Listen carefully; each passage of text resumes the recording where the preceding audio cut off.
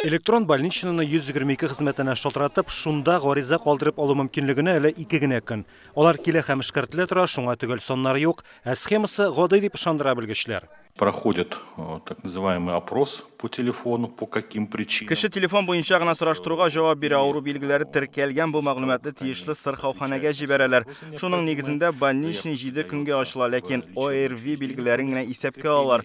Кулым сынды дип таләп итүче дә булды. Андый ир-атның мөрәҗәгатен кире кактык. Система вакытлыча 15 мартка кадәр генә эшли. Электрон больничныны ябу автомат рәвештә башкарыла. Атна узуга мәгълүмат пособие түләтү өчен тиешле урыннарга юлланачак.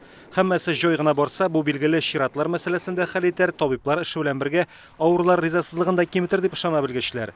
Әмма бу усул белән балага больничный ачтыру мөмкин түгел. Сабыйң белән педиатрга күренү, аның тарафыннан дәвалану билгеләү мәҗбүри.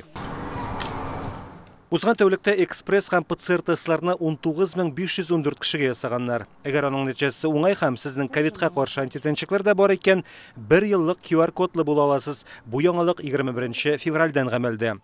Антитенчекләрнең саны да титрларда исәпкә алына. Тест нәтиҗәсе буенча гына исә сертификат ярты ел гына гамәлдә булачак.